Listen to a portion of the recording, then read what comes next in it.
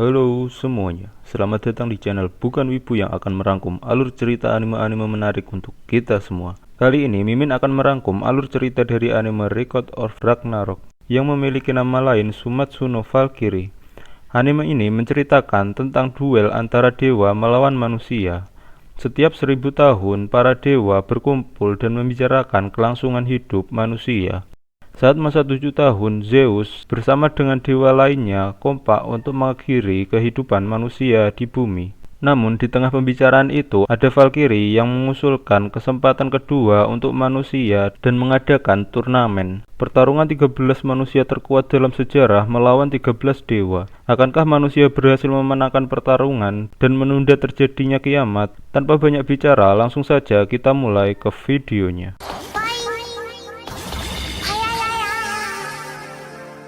Di awal cerita diperlihatkan Gol, Valkyrie termuda dari 13 Valkyrie, dan Brundin, Valkyrie tertua, sedang bersiap-siap untuk memasuki aula gedung Valhalla, di mana di dalam aula tersebut sedang diadakan rapat mengenai kelangsungan hidup manusia yang diadakan setiap 1000 tahun sekali dan dihadiri oleh seluruh dewa-dewi dari seluruh dunia. Rapat tersebut dipimpin oleh Zeus.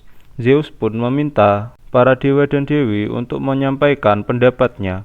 Saat itu terlihat Shiva mengusulkan untuk kepunahan manusia karena dari 1000 tahun terakhir manusia tidak memiliki perubahan. Hal itu dibenarkan oleh Aphrodite. Manusia hanya mementingkan perang, laut dipenuhi sampah dan minyak, hutan menjadi kering dan makhluk hidup lainnya mengalami kepunahan.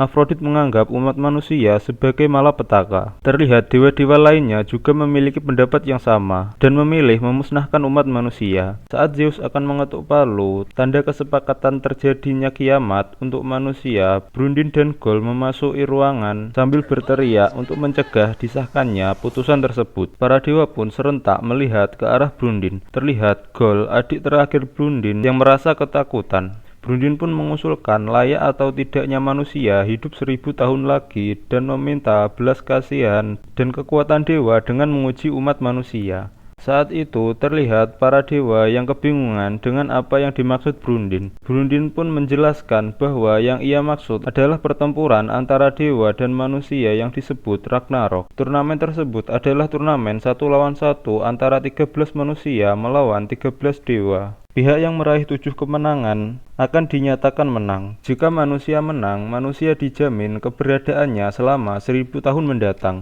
Namun jika manusia kalah, maka kehancuran mereka sudah dipastikan. Terlihat saat itu Zeus sangat bersemangat dengan usulan tersebut, karena sebenarnya manusia dapat mengalahkan dewa adalah hal yang mustahil. Zeus pun memutuskan untuk diadakannya pertempuran antara dewa melawan manusia. Zeus berpesan pada Brundin untuk memilih perwakilan dari manusia, karena Zeus tahu para Valkyrie berpihak pada manusia, dikarenakan Valkyrie adalah manusia setengah dewa. Singkat cerita, hari pertempuran pun tiba. Terlihat di bangku penonton diisi oleh kumpulan dewa dan manusia. Pertarungan tersebut akan dipimpin oleh Heimdall sebagai pembawa acara. Heimdall pun memperkenalkan perwakilan pertama dari pihak dewa. Ia adalah Thor, dewa Nordik terkuat. Di bangku penonton terlihat Gol yang pesimis karena lawan pertama yang mereka hadapi adalah Thor. Namun Brundin bersikap sebaliknya, karena perwakilan dari manusia yang akan bertarung adalah prajurit terhebat dan tergila, pahlawan Tiongkok terkuat Lubu. Lubu masuk ke dalam arena pertempuran menggunakan kudanya. Terlihat di bangku penonton terdapat 3 raja yang hidup di masa kejayaan Lubu, dan para bawahan Lubu yang ikut menonton untuk mendukung tuannya bertarung. Lalu Heimdall pun meniup trompet tanda dimulainya pertarungan. Namun setelah pertarungan dimulai, Thor dan Lubu terlihat sangat santai. Mereka saling berjalan mendekat dan terlihat saling merendahkan. Saat jarak mereka sudah berdekatan, Lubu mengayunkan tombaknya. Namun Thor dapat menangkis dengan palunya, meskipun membuatnya terpental. Mereka pun beradu serangan. Di antara banyaknya musuh yang telah mereka kalahkan, ini kali pertama mereka bertemu musuh yang bisa menahan serangan mereka. Thor pun menggunakan kemampuan yang ia miliki.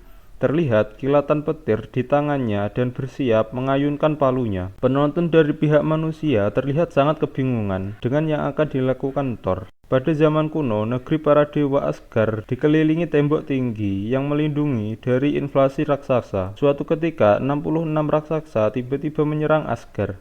Para malaikat penjaga yang berada di tembok berusaha memukul mundur para raksasa tersebut. Namun, ada satu raksasa paling besar menghancurkan tembok dengan mudahnya, yang membuat raksasa-raksasa lain dapat masuk ke dalam dan memakan para penduduk Asgard. Para malaikat penjaga terus berusaha mengalahkan para raksasa, namun mereka tidak mampu dan malah tewas di tangan para raksasa tersebut. Saat itu Asgard berada dalam ambang kehancuran. Namun di dalam istana ada seorang pria yang berjalan keluar istana sambil membawa palu. Saat ia membuka pintu, para raksasa pun berusaha masuk ke dalam istana. Dan seketika itu juga raksasa yang ingin masuk ke dalam istana tiba-tiba hancur bergeletakan di tanah. Thor pun menghabisi 66 raksasa yang hampir menghancurkan Asgard. Akan tetapi Thor masih merasa sangat bosan. Saat cerita kejayaan Thor menyebar, para dewa memberi nama pada teknik pembunuh instan miliknya. Teknik tersebut dinamakan petir dewa perang, Thor Hammer, dan para dewa yang menyaksikan sudah memastikan kemenangan bagi Thor. Akan tetapi Lubu masih hidup dan malah memberikan luka di tubuh Thor. Terlihat para dewa yang terheran-heran.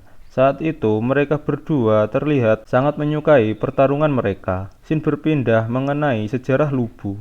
Menurut catatan 3 kerajaan padang rumput Mongolia, Lubu berasal dari wilayah Jiuyuan, distrik Wuyuan, yang kini dikenal sebagai daerah otonom Mongolia Dalam. Lubu selalu berkelana untuk mencari yang terkuat. Dalam perjalanannya, ia melintasi benua Eurasia yang luas. Nama Lubu menyebar ke seluruh penjuru Tiongkok. Semua yang menghalangi jalan Lubu pada akhirnya terkalahkan, yang membuat pengikutnya terus meningkat. Setelah lebih dari 30 tahun perjalanannya, ia menyadari tidak ada orang di dunia ini yang setara dengannya. Konon, demi melepaskan diri dari eksekusi, Lubu memohon ampun. Namun, hal itu tidak pernah terjadi. Hanya satu alasan kenapa ia menjadi tahanan. Setelah mengetahui kalau ia yang terkuat di dunia, ia merasa bosan dan tidak lagi merasa layak untuk hidup. Scene kembali ke pertarungan antara Lubu dan Thor. Terlihat dari bangku penonton para pengikut Lubu yang bahagia karena belum pernah melihat tuannya sebahagia itu. Di sisi lain, Zeus terlihat kebingungan. Karena biasanya saat menghadapi Mjolnir milik Thor, semua senjata manusia akan hancur. Tidak ada senjata manusia yang bisa menahan serangan senjata para dewa. Kemudian Zeus pun menyadari kalau hal tersebut adalah ulah para Valkyrie. Brundin memanggil Randgris, Valkyrie keempat dari 13 Valkyrie. Brundin menanyakan apakah Randgris bersedia mendedikasikan tubuhnya demi tujuan ini. Randgris pun menyetujuinya. Maksud dari perkataan Brundin tersebut adalah merubah tubuh para Valkyrie menjadi senjata untuk manusia, agar manusia mendapatkan senjata yang setara dengan senjata para dewa. Kemampuan tersebut dinamakan tempaan harta ilahi. Setiap Valkyrie memiliki keahlian khusus, salah satunya adalah Randgris yang berarti pemecah perisai. Mjolnir adalah senjata yang kuat, namun tidak ada seorang pun yang mampu menggunakannya karena kekuatannya yang terlalu besar dan suhunya yang sangat panas. Oleh karena itu, menurut kisah mitologi Nordik, Thor memakai sarung tangan untuk melindungi tangannya. Namun saat itu, Lubu dapat menghancurkan salah satu sarung tangan Thor menggunakan tombaknya. Lubu terus-terusan mengayunkan tombaknya. Namun tiba-tiba palu Thor yang tergeletak di tanah mengeluarkan suhu yang sangat panas setelah salah satu sarung tangan Thor dihancurkan. Tidak hanya itu, terdengar suara dari Mjolnir yang mirip seperti detak jantung. Ternyata ada kesalahpahaman. Sarung tangan yang digunakan Thor tidak difungsikan untuk menahan kekuatan Mjolnir, namun untuk menahan kekuatan Thor agar tidak menghancurkan Mjolnir sebelum kebangkitannya. Dan sekarang Mjolnir sudah bangun dari tidurnya. Thor pun melepaskan sarung tangan yang tersisa sebelum memegang Mjolnir yang telah bangkit dan siap melancarkan serangannya. Sebelum Thor melancarkan serangannya, Thor berpesan pada Lubu untuk tidak mati. Hal itu membuat Lubu tersenyum sangat lebar. Thor pun melemparkan palunya ke arah Lubu. Dalam kisahnya, berkat kekuatan mistis Mjolnir, ia tidak pernah meleset sekalipun dalam 100 kali lemparan. Namun saat itu Lubu dapat menghindari lemparan Mjolnir Thor dan langsung berlari menyerang Thor yang tidak memegang senjata. Belum sempat menyerang, palu Thor kembali datang dan berada di belakang Lubu. Tetapi Lubu dapat menghindar kembali dari Mjolnir milik Thor. Menurut cerita, tujuan sebenarnya Thor melempar Mjolnir bukan untuk menyerang. Ia melemparkan Mjolnir untuk mengumpulkan kekuatan agar dapat melancarkan serangan pamungkasnya. Namun, Lubu tidak gentar menghadapi serangan pamungkas milik Thor. Lubu terus maju dengan senyuman mengerikannya. Di balik besarnya ledakan dari serangan Thor, ternyata Lubu sanggup untuk menahan serangan tersebut, yang membuat penonton dari pihak manusia bersorak dan terlihat sangat gembira. Akan tetapi, kedua kaki Lubu patah karena menahan serangan tersebut. Penonton yang menyadarinya langsung terdiam dan terlihat khawatir. Di saat Lubu tidak bisa berdiri lagi, Thor berniat mengakhiri pertarungan. Namun tiba-tiba datang kuda perang milik Lubu. Kuda itu datang dan seolah ingin bertarung bersama Lubu. Melihat hal itu, para penonton yang mulai pesimis melihat setitik cahaya yang membuat mereka bersorak-sorak, memberi semangat pada Lubu agar bangkit dan berdiri. Mendengar dukungan dari penonton, Lubu pun berdiri meski kedua tulang kakinya telah patah. Melihat kegigihan Lubu, Thor terlihat tersenyum dan tertawa. Lubu pun menaiki kuda perang miliknya. Scene berpindah saat Lubu masih kecil. Ia melihat pohon tersambar petir hingga pohon tersebut hancur dan terbakar. Namun Lubu tidak merasa takut, karena dalam pikirannya pasti ada pria keren di atas langit. Scene kembali ke arena pertarungan. Lubu memutari Thor dengan menunggangi kuda perang miliknya. Lubu pun bersiap menyerang dengan memegang ujung tombak kapak miliknya. Dahulu kala saat musim semi, meski Lubu menyadari tidak ada yang dapat menandingi kekuatannya, namun ia terus berusaha menyempurnakan teknik bersenjatanya. Ia berlatih tanpa henti, karena ia tahu suatu hari akan bertemu musuh terkuatnya. Setelah bertahun-tahun, waktunya pun tiba. Tombak kapak milik Lubu dapat membelah langit. Teknik yang terlahir dalam kesendirian itu bernama pelahap langit. Lubu dan Thor pun saling berhadapan dan mengeluarkan teknik terkuatnya masing-masing.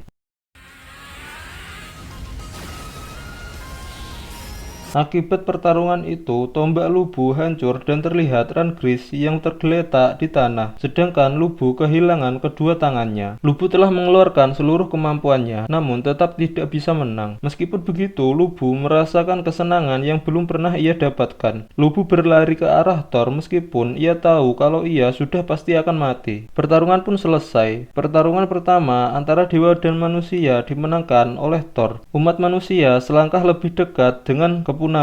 Meskipun demikian, penonton dari pihak Lubu tidak merasa kecewa sedikit pun. Namun sebaliknya, Thor, pemenang dari pertarungan ini, malah terlihat sedih karena kehilangan lawan yang setara dengannya dan mampu menghilangkan rasa bosannya. Lalu diperlihatkan para bawahan dan kuda perang Lubu yang berada di arena pertempuran. Mereka beranggapan kehidupan mereka tidak berarti jika tanpa pemimpin mereka. Mereka berniat melawan Thor agar dapat menyusul tuan mereka yang telah mati. Thor dengan senang hati mengabulkan keinginan mereka, karena Thor ingin memberikan sebuah persembahan untuk Lubu temannya, dan bersambung. Cerita akan dilanjutkan di part 2 di mana pertarungan kedua antara dewa melawan manusia. Akankah di pertarungan kedua nanti manusia dapat mengalahkan para dewa? Tonton jawabannya di part selanjutnya. Jika kalian suka dengan video ini, silahkan tekan tombol like, komen, dan subscribe video ini agar Mimin lebih bersemangat lagi untuk mengupdate video-video selanjutnya. Mohon maaf apabila ada salah-salah kata atau kekurangan dalam hal penyampaian. Mimin akan berusaha lebih baik lagi di video-video yang akan datang. Jadi jangan lupa untuk menonton video-video selanjutnya. Terima kasih dan sampai jumpa.